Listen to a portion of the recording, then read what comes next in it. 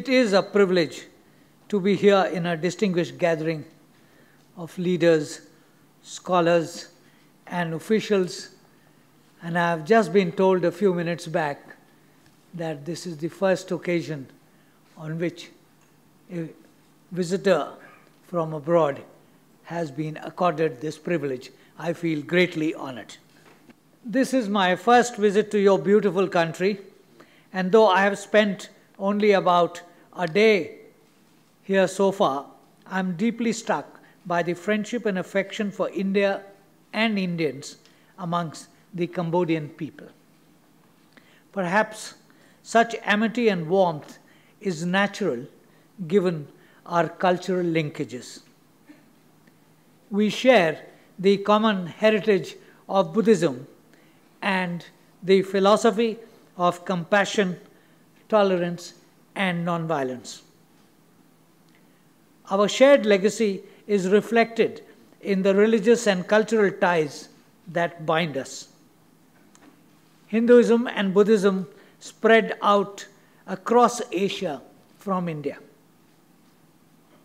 The structures at Angkor Wat, Angkor Thom, Bayon, and other historical sites bear testimony to the flourishing exchanges and cultural synthesis between our people. The waters of sister rivers, Ganga and Mekong, sustain our cultures. The centrality of rivers in our civilization gives us shared traits, ethos, and sensibilities. Our exchanges and cultural flows were disrupted in the period of colonialism. After India won her independence in 1947, we have made conscious efforts to re-engage with our brothers and sisters in Southeast Asia. In early political cooperation in the non-aligned forum and the reinvigoration of our relationship since 1981 provides us with a strong and much trusted base upon which a towering edifice of friendship can be built. We have a similar worldview. We share many challenges and have the same opportunities of growth ahead of us. Our shared socio-economic compulsions make us for a strong case for cooperation, particularly in economic development of each other. The Cambodia I see today has transformed itself in the last 2 decades. Emerging from a period of strife and disturbance, the Cambodian nation today is stable and peaceful with a growing economy and is playing its rightful role in the region. This is an inspiring story. The desire and efforts of the government of Cambodia to continue on the path of economic progress and work towards social upliftment of its people is deeply appreciated in India. We in India have similar objectives. My visit provides an opportunity to convey to the people of Cambodia the deep commitment of the government and people of India to the enduring friendship and cooperation between our two nations. Our cooperation is for mutual benefit and is guided by the requirements and priorities of the people and government of Cambodia. As countries where agriculture plays an important role in the national life, we understand the need for harnessing and utilization of the abundant water resources in our countries that your country is blessed with. Development of water resources is a mutually identified area of cooperation, and in future also we would continue working with the Cambodian government in this area. Cambodia, like India, has a young population. In order to address the aspirations of our youth, we have embarked upon a strong skill development program in India. We have a partnership with Cambodia for capacity building as well as several training and educational programs. I am very happy to learn that a large number of Cambodians have benefited from these. The Entrepreneurship Development Center, established in Phnom Penh with Indian assistance, has been contributing fruitfully to this end. We would look forward to strengthening and augmenting the facilities there. We have also enhanced our cooperation with Cambodia under the Mekong-Ganga Cooperation Initiative. I am informed that the Asian Traditional Textiles Museum in Siem Reap, which showcases our collective cultural heritage, has been successfully built with Indian assistance. In my meeting today with Prime Minister Hun Sen, I have conveyed the decision of Government of India to support several projects under the Mekong-Ganga Cooperation Program, targeting the health sector, agriculture, and women's empowerment. We hope that these projects would benefit local communities and contribute to improvement of public welfare. The temples at Angkor are a reflection of our shared cultural heritage. We are very proud of our assistance in the restoration of historical heritage of Angkor Wat Temple complex as well as other sites. We have recently completed major restoration work project at Ta Prohm temples and look forward to starting a new phase of restoration there soon. Given our close cultural ties and civilizational links, we see a strong potential for tourism to develop between our two countries. Happily, we have been able to sign this morning a memorandum of understanding to enhance tourism. I am hopeful that this will boost tourist exchanges. Our shared worldview is reflected in our close cooperation on regional and international issues. We in India value greatly the support that Cambodia has extended to us in the ASEAN-India context. It was for us a matter of pride that Cambodia in the year 2002 hosted the first India-ASEAN Summit. We greatly appreciate Cambodia's support to our initiatives, including our efforts to reform the United Nations, make it more representative, and secure for India the permanent membership of the Security Council. Since 1991, India has assiduously followed a Look East policy. This policy emanates from a realization that our economic progress and well-being is intimately linked to the growth and prosperity of the entire Asian continent, especially our friends across the Bay of Bengal and the Andaman Sea. In recent months, we have enhanced our engagement in the East. This was reflected in Prime Minister Narendra Modi's remark last year in the India-ASEAN Summit at Naypyidaw in Myanmar, and I quote, "India's Look East policy has become Act East's policy." A rapidly developing India and ASEAN can be great partners for each other.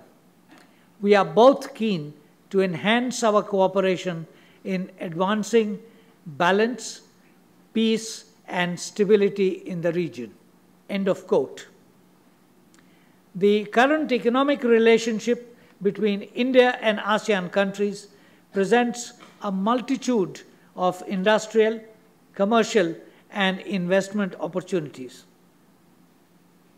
India has also welcomed ASEAN's plans to establish economic and political relationships with neighboring nations, and India and ASEAN have increasingly supported bilateral trade, promoted foreign investment, and strengthened diplomatic relations. Even among our ASEAN partners, Cambodia, Lao People's Democratic Republic, Myanmar, and Vietnam, which form the CLMV countries, are of particular interest to India. These countries include some of the fastest growing economies in the region, are primarily agrarian, and have enjoyed certain degree of microeconomic stability in recent years with vast potential for future development. This creates strong complementary interest between India and countries in the region on the basis of a tripod: commerce, culture, and connectivity. These are sustained by more frequent political exchanges. The India-ASEAN relations are thus poised to scale new heights. My visit to Cambodia, ladies and gentlemen, underscores the importance India attaches to Cambodia as part of our increasing engagement with the region. Geographically, Cambodia lies at the heart of ASEAN. For us in India, our relationship with Cambodia is a key element of our engagement with ASEAN. We look forward to Cambodia's strong support in building bridges and deepening of our relationship with the entire region. We need to delineate more precisely the contours of our relationship in the coming years. Our glorious past and shared cultural ties create a strong platform for cooperation in the future. Despite extremely cordial political relations, the diverse areas of cooperation, our bilateral trade and investment remains much below its potential. Cambodia has maintained growth of 7% in the last few years. Your government is also undertaking policies to further attract investments and broad-base the economy. The recent launch of the new industrial policy is a step in that direction. In India, too, the economy is back on an upward trajectory, and we hope to maintain good economic relations in the foreseeable future. I beg your pardon, we hope to maintain good economic growth in the foreseeable future. These trends provide us a very good basis to strengthen our economic ties. Government of India has made clear its intention to partner Cambodia in its economic development. As part of our initiatives, the government has recently set up a special purpose vehicle to attract Indian investment into Cambodia and other CLMV countries.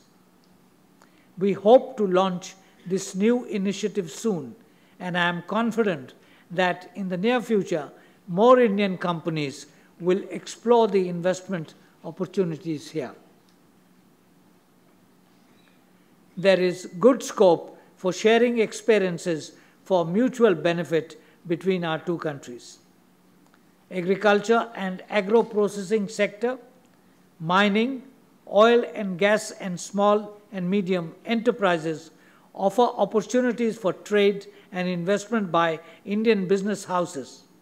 And it will be our endeavor to encourage our companies and businesses to explore the emerging opportunities in these areas.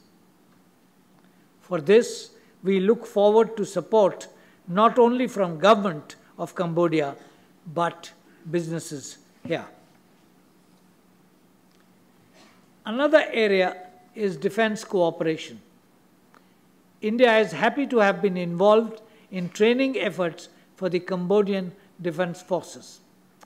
We will continue and enhance these training efforts. The spreading tide of extremism and terrorism is a threat we both face. Successfully dealing with such threats requires strong cooperation among like-minded partners. I am glad that we have taken some steps to institutionalize cooperation in this area. We will continue to pursue more regular exchanges between our security personnel. Allow me to conclude by asserting that as two of the fastest growing economies in the world, the potential of our joint effort to enhance our bilateral trade and investment, our collaboration in science and technology, our cooperation in human resource development, and of course, our cultural exchanges is boundless. As India embarks on the new phase of its Act East policy, and as Cambodia prepares for successfully integrating economically in the ASEAN community, we hope to work with our Cambodian partners to realize this potential. Thank you. Jai Hind.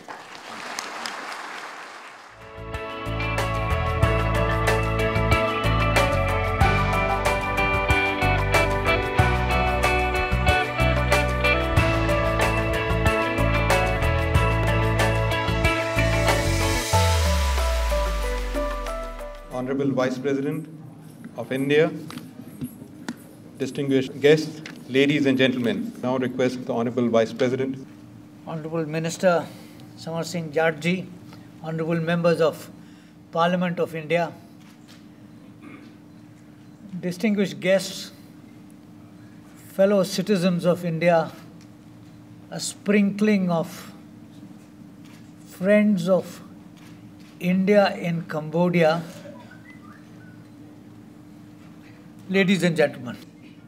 This is a land which has figured on the Indian landscape in India's external relations, in India's dealings with the outside world, very, very frequently since early 1950s.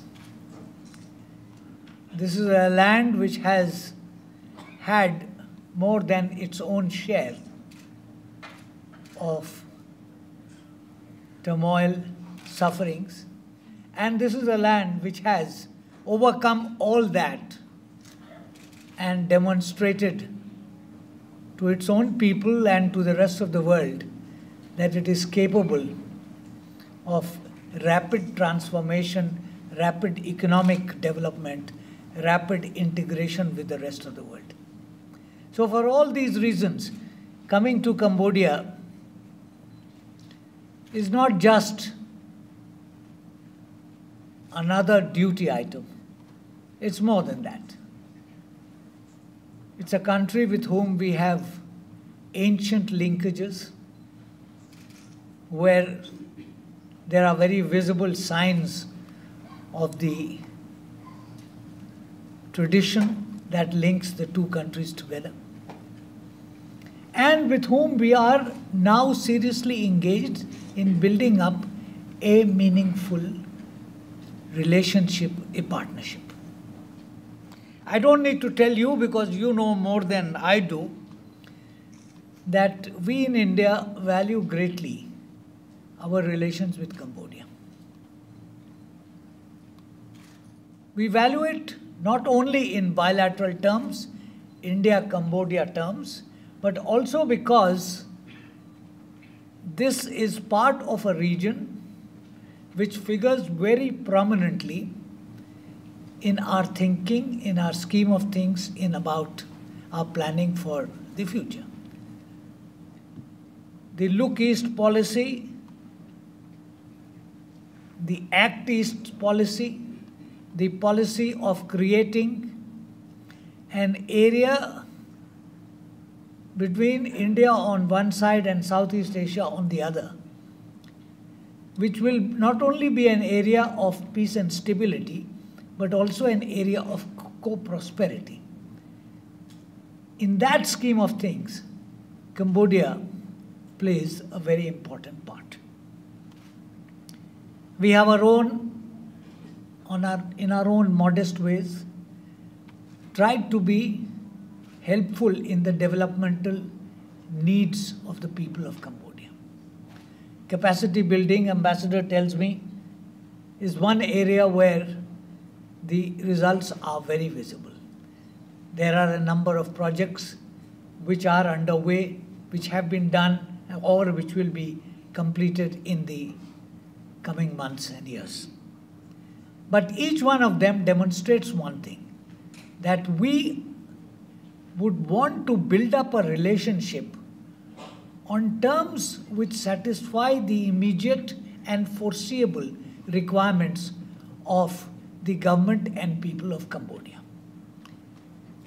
And in that effort, my delegation's visit is basically to highlight this point, which I shall be doing tomorrow morning in my meetings with the leadership of Cambodia, that we would want to explore and expand areas where more cooperation, more productive cooperation can be undertaken. In the world of today, cooperation between countries unavoidably takes the form of economic commercial cooperation. It is of immense value. But if that cooperation is taking place in the backdrop of much deeper linkages, then it is something to be very happy about. So I'm very glad to meet you all today. I think the Honorable Members of Parliament, the Honorable Minister would like to spend some time talking to you, listening to you, hearing from you, your perception, your suggestions, your advice on what are the areas where we can promote our cooperation more meaningfully at a quicker pace so that we can see the results visibly in the immediate future. Thank you very much once again. Jai Hind.